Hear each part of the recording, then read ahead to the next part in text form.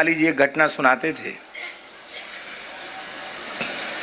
गंगा सागर में श्री कपिल मुनि की पूजा करने का अवसर मिला।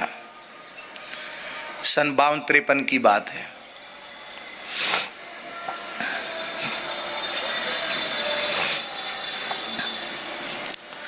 तो पेट में तकलीफ बचपन से ही थी। तो महाराज जी कहते उस समय पेट में ऐसा कुछ समुद्री जलवायु, उस समय बिजली भी नहीं थी, बहुत अभाव स्थिति थी वहाँ गंगा सागर में। तो ऐसी स्थिति हो गई कि पेट में निरंतर दर्द रहने लग गया। धीरे धीरे उदर शूल का रूप ले लिया। एक रात्रि को इतनी भयंकर पीड़ा हुई, पेट में दर्द का गोला उठा कि लगा कि आज तो मर ही जाएंगे, आज हम बच नहीं सकते। एक बार हुआ कि जोर से रोवें चिल्लावें थोड़ा और पुजारी साधु जग जाएं तो कहीं कुछ व्यवस्था हो। वहाँ जंगल, वहाँ क्या, अब तो काफ़ी व्यवस्था हो गई गंगा सागर में, उस समय कोई व्यवस्था नहीं थी। और कलकत्ता भी बिना किसी साधन के जाया नहीं जा सकता। रात को जगाने से भी फायदा क्या होगा, साधुओं की नींद खराब होगी, दूसरों को पीड़ा न पहुँचे, इस बात का वो निरंतर जीवन में विचार करते ही रहे। तो फिर मन में आया कि रसोई घर में चलें, कोई थोड़ा नमक हल्दी कुछ उबाल के पी लें, शायद उससे ठीक हो जाए। पर इतनी भी सामर्थ्य कहाँ थी कि उठ सकें, छटपटा रहे थे एकदम। तो बोले थोड़ी ही देर में हमारी आत्मा हमको धिक्कारने लगी और हमारे मन में एक बात आई कि राम नाम भव भेषज हरण घोर त्रैसूल। गोस्वामी जी ने कहा सो कृपाल मोहि तो ही पर सदा रहो अनुकूल।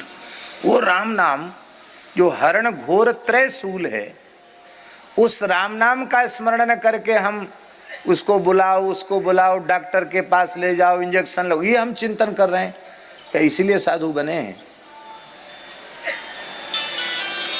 ऐसा भीतर से भाव आया और राम नाम जपा नहीं, राम नाम हरण घोर त्रैसूल है, इस पर विश्वास हुआ। विश्वास होते ही वो पेट का दर्द छूमंतर हो गया और महाराज जी कहते थे अब तो अंतिम दिन आ गए, आज तक पेट में दर्द ही नहीं हुआ। केवल राम नाम की महिमा का स्मरण किया, विश्वास पूर्वक स्मरण किया और भवरोग समाप्त हो जाता है। तो पेट का बीमारी कोई बड़ी चीज है, पर नाम की महिमा अवश्य है, जितनी लिखी है उससे भी अनंत गुणित है, कही नहीं जा सकती, लिखी नहीं जा सकती, इतनी नाम की महिमा है। केवल नाम जप की रुचि जगाने के लिए नाम की महिमा लिख दी गई हो ऐसा नहीं है। जितनी महिमा है उतनी तो कोई कह ही नहीं सकता, लिख ही नहीं सकता, अनंत महिमा है। पर इस महिमा में हमें विश्वास नहीं है, हमारी श्रद्धा नहीं है, इसलिए जीवन भर हरि नाम का आश्रय लेना है। पावनम पावना नाम। और कैसा है राम नाम? कल्याणानाम निधानम कलिमल मथनम पावनम पावनानाम पाथेयम यन्मुमुक्षो सपदि परपद प्राप्तये प्रस्थितस्य। परपद प्राप्तये प्रस्थितस्य, सपदि परपद प्राप्तये प्रस्थितस्य राम नाम पाथेयम।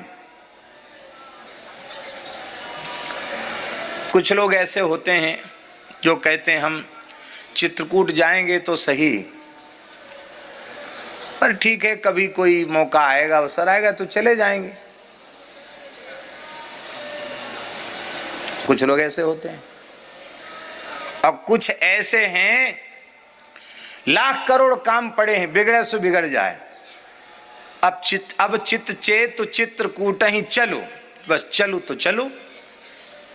लाख करोड़ काम पड़े, आग लगे पानी बरसे, चलो चित्रकूट। क्यों? सब सोच विमोचन चित्रकूट। ऐसा पक्का निश्चय करके लाख करोड़ काम छोड़ के कमर कस के जो चल पड़ा है उसको कहते सपदि प्रस्थितस्य। जो एकदम निश्चय पूर्वक चल पड़ा है, इसी जन्म में, इसी शरीर से, इसी जीवन में भगवान के चरणों तक पहुंचना है, अपने इष्ट के चरणों तक पहुंचना है, ऐसा निश्चय करके जो चल पड़ा है उसको कहेंगे सपदि परपद प्राप्तये प्रस्थितस्य। परम पद की प्राप्ति के लिए जो सपदि सद्यः इसी जन्म में इसी जीवन में प्राप्ति का निश्चय करके जो चल पड़ा है, ऐसे साधक की जीवन यात्रा, लक्ष्य तक पहुंचने की यात्रा बिना श्री राम नाम के संभव नहीं है, क्योंकि राम नाम ही उसका पाथेय है। लोग 6 महीना भजन करके,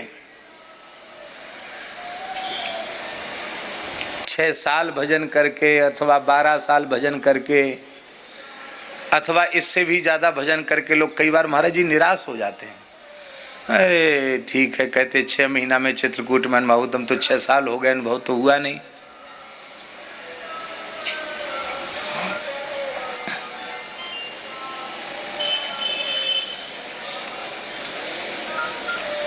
कई बार ऐसा होता है, उदासीनता भी आ जाती है, निराश भी हो जाता भीतर से में, फिर धीरे धीरे एकदम ठंडा पड़ जाता बैराग्य। गुड, चलो ठीक है, राम जी की इच्छा से जो ही राम सो ही राम, चलने दो गाड़ी। हम आपसे पूछ रहे हैं,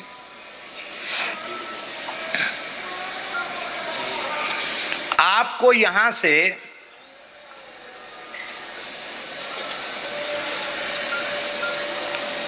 श्री अयोध्या जी जाना है, चित्रकूट से आपको अयोध्या जी जाना है।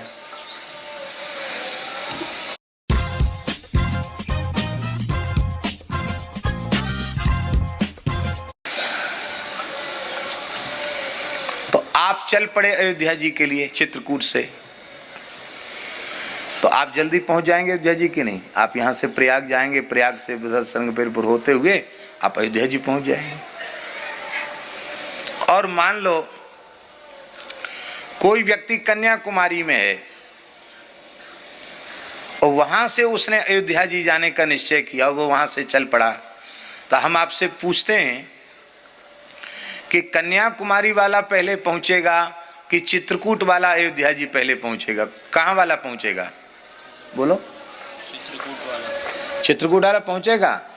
और मान लो कोई अयोध्या जी के गोपतार घाट पर खड़ा हुआ है, फैजाबाद गोपतार घाट, गोपतार घाट पे खड़ा हुआ है, और वो भी सोच रहा है कि हम सीधे कनक महल भवन दर्शन करने जाएंगे, अयोध्या जी जाएंगे, वो अपने मन में निश्चय किए हुए हैं। तो अब आप बोलो, चित्रकूट वाला पहले पहुंचेगा कि गोपतार घाट पे जो खड़ा है वो पहले पहुंचेगा? कौन पहले पहुंचेगा? है गोपतार घाट वाला। अच्छा चलो, एक व्यक्ति करुणानिधान भवन में रुका हुआ कनक भवन दर्शन करने जाना चाहता है, हैं? करुणानिधान भवन देखा है? कनक भवन के बिल्कुल सामने करुणानिधान और कनक भवन बिहारी दोनों आमने सामने हैं बिल्कुल। तो अब किनारे खड़ा हुआ व्यक्ति पहले पहुंचेगा कनक भवन कि करुणानिधान भवन में खड़ा हुआ व्यक्ति पहले कनक भवन पहुंचेगा? कौन पहले पहुंचेगा?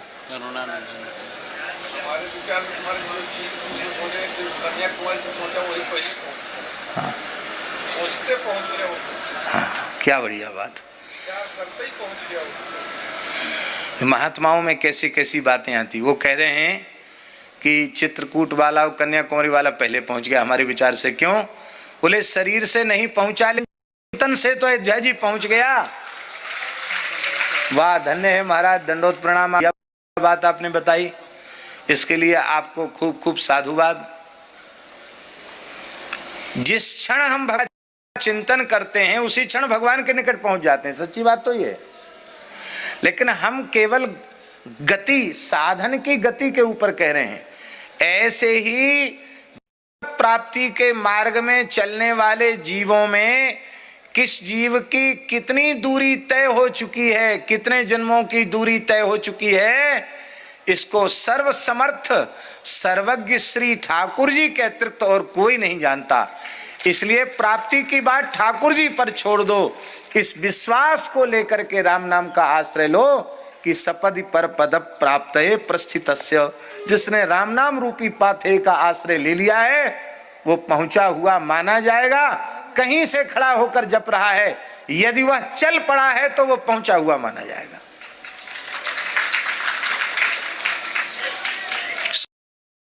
यार, let's be honest, who was a time